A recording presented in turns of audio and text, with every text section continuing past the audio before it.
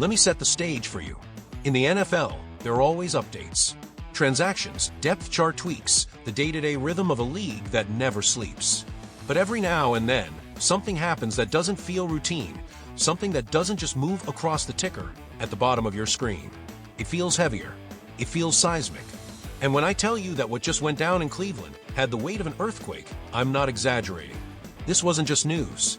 It was a shockwave that rattled through the entire organization, a moment that felt like the tectonic plates of the league shifted in real time.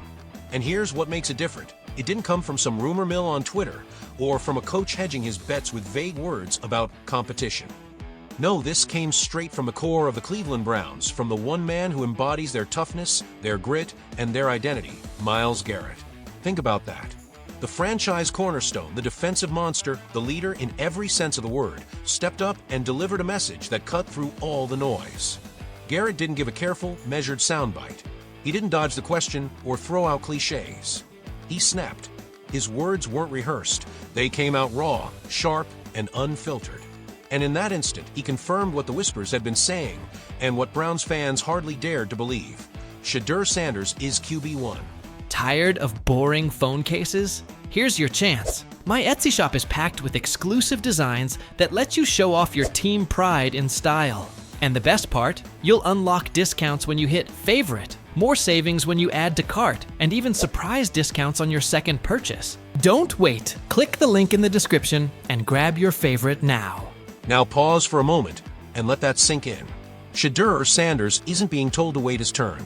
He's not being groomed slowly behind a veteran, clipboard in hand, waiting for the season to unravel before he gets his shot. No, he's being thrust into the fire right now, in week 4 of the season, and not against some rebuilding bottom feeder, but against the Detroit Lions, one of the most dangerous teams in football. This isn't a test run. This isn't a training exercise.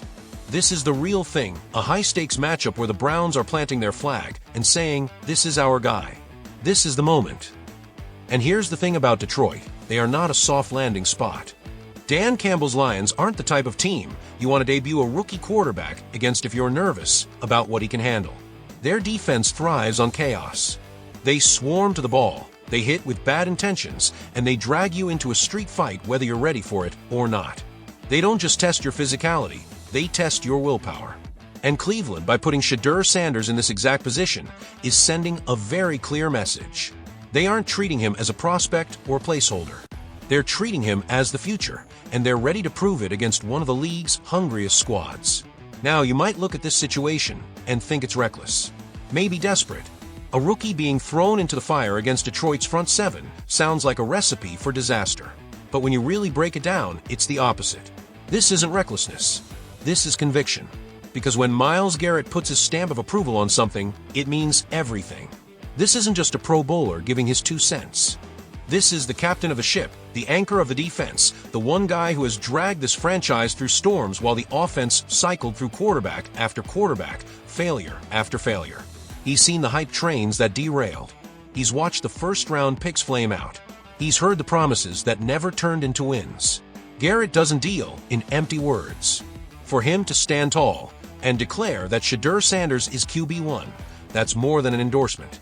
That's a declaration of faith. And let's talk about Shedeur himself, because this is not just another rookie story. This is a quarterback who has been groomed for this exact stage his entire life. The son of Deion Sanders, primetime himself, Shedeur didn't grow up in the shadows. He grew up under the brightest lights imaginable, and pressure became his natural environment. At Jackson State, he turned heads. At Colorado, he proved that he could elevate even when the world was watching, showing poise, accuracy, and an unshakable presence in the pocket. This isn't a quarterback who panics when the moment gets too big. This is someone who seems to get sharper as the stage grows brighter. And when he arrived in Cleveland, he didn't ask for respect, he earned it. Teammates saw it right away. Coaches saw it during practice. Veterans noticed the way he carried himself in the locker room. He wasn't just learning the playbook, he was absorbing it, living it, commanding it. The ball came out of his hand fast, crisp, and precise. He started hitting tight windows that most rookies wouldn't even attempt. He built early chemistry with Amari Cooper, threading passes into spaces that only Cooper could reach. He connected with Elijah Moore in stride, showing timing beyond his years. And beyond the physical talent, what stood out most was his calm. In a collapsing pocket, when the pressure was crashing in, Shedeur didn't flinch. He stood tall, scanned the field, and delivered. And that's why this moment feels so different. Because for Cleveland fans, hope has always come with scars. They've seen it all. The first-round picks who never became stars, the veterans who arrived as supposed saviors and left as scapegoats, the endless cycle of promise and disappointment. The quarterback carousel has spun so long in Cleveland that it became part of the franchise's identity. Every time a new face arrived, hope flickered, and every time, that hope burned out too quickly. The scars of that history still linger, and no fanbase feels it deeper than the Browns. But now, something has changed. With Shedeur Sanders stepping into the spotlight, and with Myles Garrett's thunderous endorsement, Cleveland is daring to believe again. This isn't about filling time until the next draft pick. This isn't about pretending a project is ready to play. This is about planting a flag and saying this is our guy. This is our quarterback. This is our future. And years from now, people might not remember the exact press conference or the moment the coach made it official. They might not even remember the draft day celebrations. But they will remember this, Week 4, against the Detroit Lions, when the face of the franchise on defense declared to the world that the Browns had finally found their quarterback. Because when Myles Garrett, the warrior who defines Cleveland football, looks the world in the eye and says, "He's the one," that's not a soundbite. That's a prophecy. Shedeur Sanders is QB1. And from this moment forward, nothing about Cleveland football will ever be the same again. I need you to feel the weight of what's happening in Cleveland right now. This isn't just another quarterback controversy. This isn't just another week in the NFL cycle, where fans scream for change and coaches dig in their heels. No, this feels like a cultural earthquake, a generational shift inside a franchise that has been wandering the desert of quarterback misery since 1999. And at the very center of it all, standing tall and calm as if he was built for this exact moment, is a fifth-round rookie who was never supposed to carry this kind of pressure. His name is Shedeur Sanders, and he's rewriting the entire story of the Cleveland Browns before our eyes. Sports Illustrated dropped a 3,000-word feature on it, front to back, dedicated to what they call the Sanders effect. Now, I've read plenty of puff pieces about young players before. This wasn't one of them. This was a deep dive, interviews with former teammates from Colorado and Jackson State, people who knew Shedeur before the hype, before the headlines. And the way they described him, it wasn't about stats or mechanics or highlight throws. They painted him as a born leader, a guy whose presence in a room demanded attention, a guy whose influence stretched beyond traditional hierarchies, beyond position groups, beyond the usual rookie limitations. Some players lift their teams with performance. Shedeur Sanders? He lifts entire organizations with who he is. And it's not just narrative. The Athletics Browns beat writers started doing something unprecedented. They didn't just track passing attempts or completion percentages. They tracked his popularity. They measured how fans were reacting, how social media was spiking, how ticket sales were shifting. And the numbers were undeniable. This wasn't hype. This was momentum. Cold, hard data showing that a rookie backup quarterback was single-handedly boosting organizational metrics. Think about that. Jersey sales, ticket demand, media ratings, sponsor interest, all bending around one player who hadn't even started a game. The fan base. Starved doesn't even begin to describe it. Since 1999, Cleveland has been grasping for competence at quarterback, cycling through name after name like some cruel experiment. And suddenly, here comes this kid, son of Deion Sanders, carrying both the swagger of his father and his own unique calm, and fans latched onto him with unprecedented enthusiasm. Within 48 hours of one appearance, Shedeur Sanders' jersey was the #1 seller in the Browns team store. 847 jerseys sold on a single Monday. Compare that to Joe Flacco's total, 23. That's not a trend. That's a tidal wave. Online retailers couldn't keep inventory. Custom "We Want Shedeur" t-shirts, hoodies, even homemade signs became the unofficial uniform of Northeast Ohio. And then came social media. Cleveland's largest Browns fan page, over 400,000 strong, posted a clip of Sanders celebrating, and within 6 hours the numbers were staggering.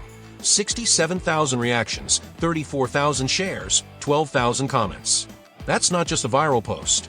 That's a movement turning digital fire into fuel. But here's where it shifted from passion to activism. Fans didn't just cheer from the sidelines, they mobilized. Hashtags exploded. Hashtag #StartShedurSunday. They weren't just typing, they were producing. Elaborate graphics, edited highlight reels, statistical breakdowns showing why Shedeur Sanders deserved the job. Local radio stations fed the frenzy, dedicating entire segments to the question of his readiness. WKRK-FM even ran a listener poll: should Shedeur start against Detroit? 89% said yes. 89. For a fan base that has been betrayed too many times to count, that level of unity is almost unheard of. And then it spread. This wasn't just Cleveland anymore. Browns fan clubs in New York, Chicago, Los Angeles, Atlanta, they all began hosting watch parties built around Shedeur Sanders. Let me repeat that, not around the team. Around the player. That's cultural power. That's when you realize this is something much bigger than football. Businesses cashed in too. Restaurants created Shedeur specials. Bars gave out discounts whenever his highlights appeared. Merchandise booths outside the stadium doubled prices and still sold out of Sanders-related gear. Downtown Cleveland suddenly had weeknight foot traffic again, not because of a playoff push, but because of the energy orbiting around this rookie. And the pressure? It suffocated the organization. By midweek, season ticket holders were jamming up phone lines demanding Sanders see the field. Corporate sponsors were calling, wanting to tie their ads to Sanders' name. TV ratings for Browns coverage skyrocketed. One local station recorded its best sports audience in 3 years, all because Shedeur Sanders was in the rundown. Even the mayor of Cleveland, Justin Bibb, mentioned him during a press conference. That's when you know it's transcended sports. The tourism board confirmed it. Out-of-state hotel inquiries spiked. Travel agencies started promoting Shedeur Sanders experience packages, game tickets, merchandise, and tours of Cleveland landmarks. Local artists painted murals.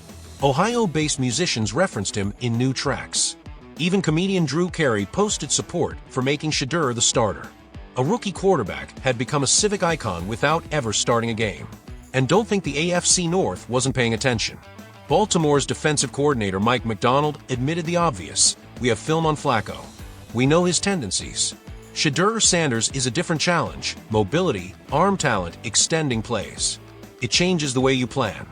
Pittsburgh's Mike Tomlin, a master psychologist, put it more bluntly: when players and fans rally around someone like that, the energy becomes infectious. Even Cincinnati's Trey Hendrickson chimed in: Flacco's a statue. Shedeur moves. That's a different kind of problem. Respect was already being built across division lines. Inside the building, Stefanski tried to keep things normal. Media swarmed practice. PR tightened protocols. But Shedeur never wavered. He kept arriving early, grinding through film, working with quarterback coach Bill Musgrave. Veteran leaders like Joel Bitonio and Ethan Posick praised him openly.